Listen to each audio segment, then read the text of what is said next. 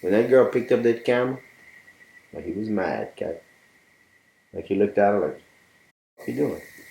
You know what I mean? And I said, oh no, it's good. They're making a documentary, this and that. I don't want that. Don't film it. From Jourdan Thibodeaux. I live here in Cypress Island, Louisiana, a big metropolis, as you can see. My daddy was a Thibodeaux, my mom was a Blanchard from Rain, but I was raised with the Héberts out of Cancton. My stepdad, the Héberts. Travel all over, playing French music, write French music. I make boudin, I'm doing tasso and all those kind of things for a living. I have a little farm out here. Uh, there's cows and goats and chickens and rabbits and everything else, horses.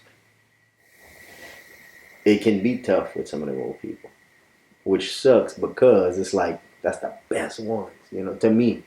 Yeah. I've said that a million times. Like everybody I've talked to, I'm like, let's go talk to my neighbors, bro, because they're all old people. They all speak French better than English. They all, like I was telling you, Mr. Swear. Mm-hmm. Mr. Swear is like talking to somebody who was born in the late 1700s, bro. I'm not joking. Like he grew up incredibly, like all the old people. They would, oh, we had to check out of school at this month because it was time to pick potatoes or this and that, But him, like school would start, they'd go for like a month. And then trapping season was about to come. His daddy could trap on like 4,000 acres south of Abbeville, like out in the marsh. So they'd leave the house. Him and his boys, he had like 3, 4 sons, whatever it was. Daughters and mom would stay home. They'd go in the marsh. They'd cut some trees. They'd do whatever. They'd build a little cabin, like a little cabin to live in for the season. And they'd go and they'd trap. And they would just trap whatever animals they could catch. Make tan the hides, do furs, do this and that. And like, he'd spend months like that. The whole trapping season. Living in the marsh. All through the winter, like, I don't know if you ever spent time like in the wet in the winter. Like, that sucks, Yeah. And that's how they lived. And then they'd finish, they'd come back, they'd sell their hides, he'd go back to school for a couple of months. That was it. He might have got 3 months of school a year or whatever. But I just sit and ask him questions all the time. Mr. Swear, what y'all would eat, bro? There ain't no store, there ain't no... Man, whatever we'd catch, we'd run traps. So, whatever we was skinning out, that's what we'd eat, Mm-hmm. And I'm like, yeah, that makes sense. But, there's no refrigeration. There's no way you brought that much salt to pack your meat to, whatever. So I was like, how'd y'all save it, whatever? Man, winter time, you kill a deer or something, you pass that under the camp. You can eat on it in about a week. Can you imagine, bro, just taking a deer and putting it under your house right now? Because it's like, it's out of the elements. It's even cooler because it's under the house, mm-hmm. right? Then it's wintertime, like, but the way he said, you could eat on it about a week. You could see in that face, like, I've eaten to the point where I know this is no more good. Like, you learn your limits. Yeah. And it's just wild to think about, like, that life, that upbringing. So it's really cool because it's like so close to nature and so close to the way you're supposed to live, as a I don't know, human. But it's wild to think that somebody this young, he's an old man, he's in his 70s, but he's not an old man, he's like 130, Yeah. To think like this was your upbringing, And people like that are still walking among us today. Mm-hmm. Plenty of them. Mm-hmm. Even my grandpa. Dude, he welded the bucket on my tractor the other day. You know what I mean? Like, yeah, even my grandpa, he would tell me stories about, because they lived in Indian Bayou. Uh-huh. And he said that they didn't have indoor plumbing for the first 12 years or whatever. No, not at all. Yeah, it was all outhouse, well. Yeah. Take a sponge bath. Oh, without a doubt. There was no faucets or hot water heaters. Dude, my grandma got electricity at 14, almost 15 years old. Until that point, like, they just did everything by coal lamps. Mm-hmm. Like, some of them lamps right there, that was from their house, Like, that's what she had.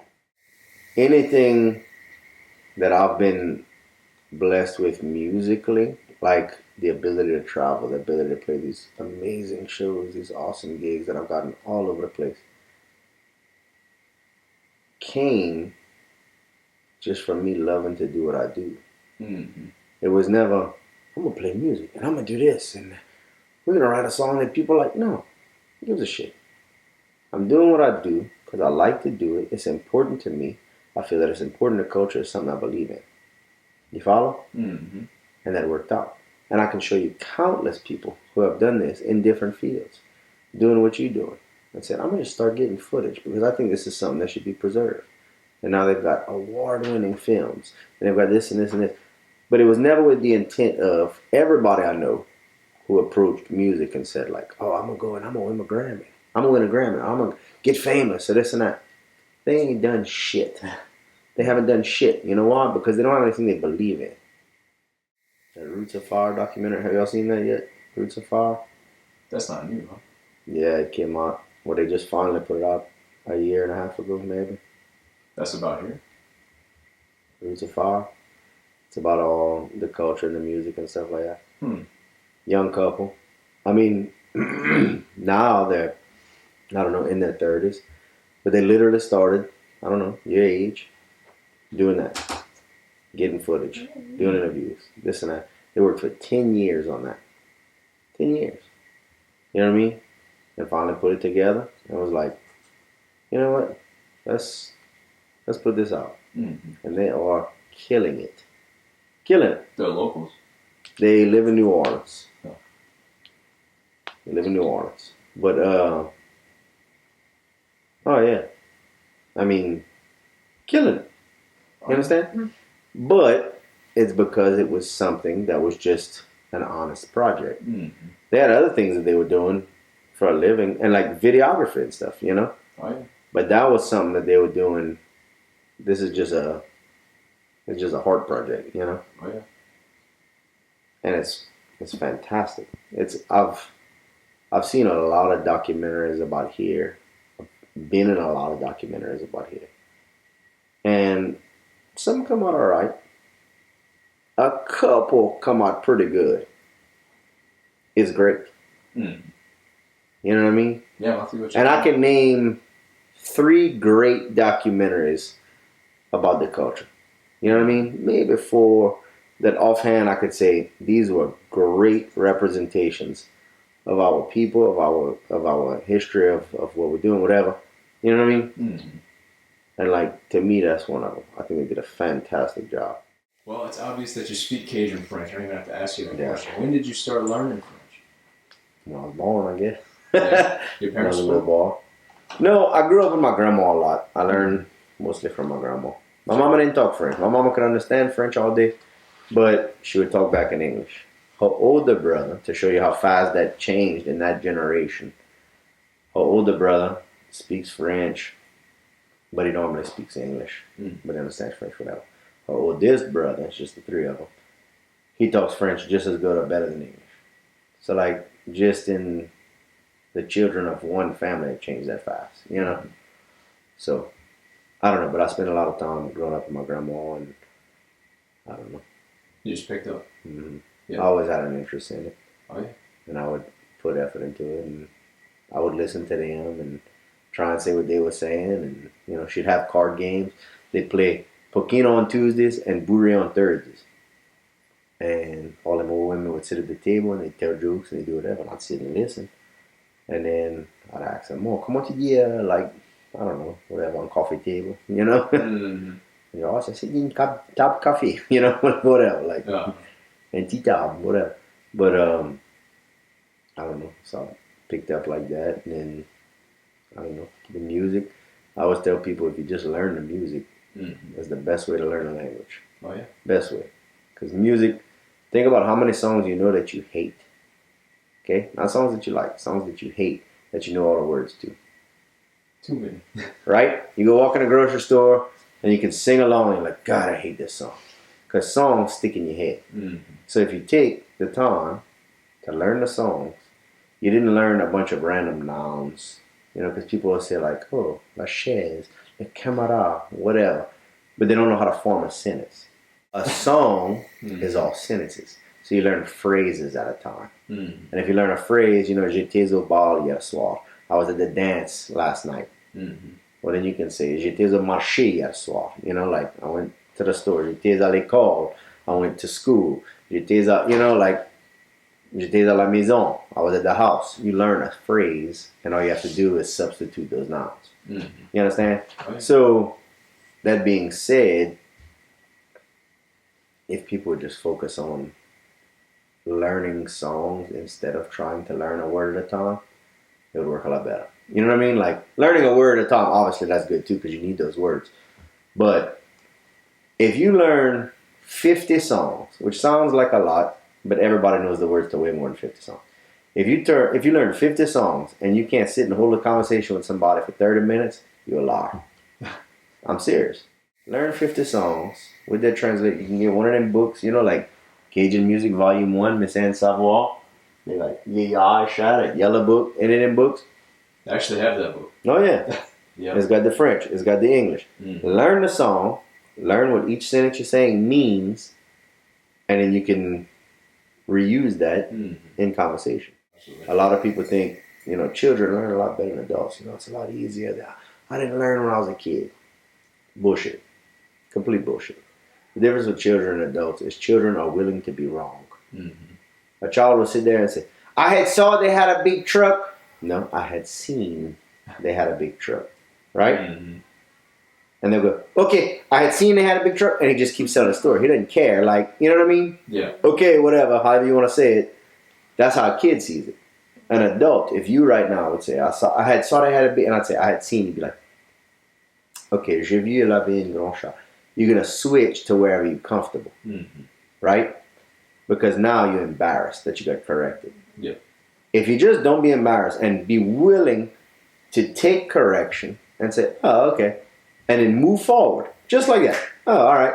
Move forward. Even if you don't remember it. You'll master it in no time. So, what's your fondest childhood memory? My fondest childhood memory?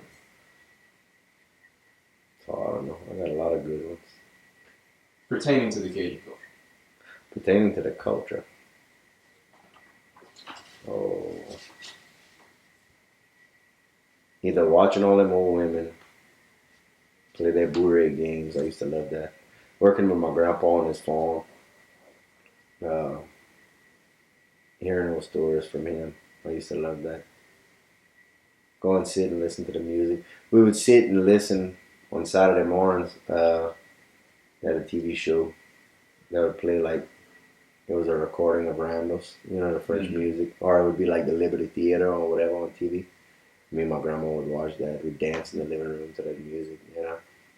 I used to love that.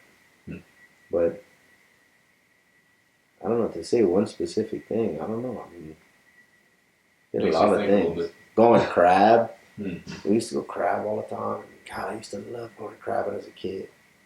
Because I felt like, I don't know, like we talk about thinking you know what you're doing. Well, by the time I was like 8 years old, like I'm a master crabber, bro. Getting the 2 lines, working them, you know, like thought I had it, you know. And I was doing all right, but at the end of the day, it's like, you crabbing, bro, calm down, you know. But I used to love that. Going crabbing. Going sit on the pontoon bridge. We used to climb over the pontoon bridge in Beulah Road. You know what I said? The pontoon bridge? They're actually changing it out now. Or it might even be finished. It's not going to be the pontoon bridge no more. Since I was a little boy, the pontoon bridge was a floating bridge. And we'd climb over the rail of that. My daddy would put us over the side of the rail. And we'd climb down to the pontoons. And we'd sit. And we'd fish in the bayou out there. And God. We used to love that old cane pole. I mean, like, no reel, no nothing. Just sit with an old cane pole. Jigging. Like, man, I appreciate y'all filming me, this and that, whatever. But if you'd like to meet, like, cream of the crop, let's walk across the street, you know? Like, these people are, I had to learn English. I had to, you know, these kind of people. We walked across the street with the camera. Right?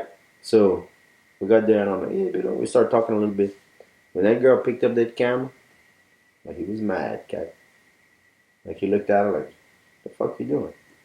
You know what I mean? And I said, oh, no, it's good. They're making a documentary, this and that. I don't want that. Don't film it.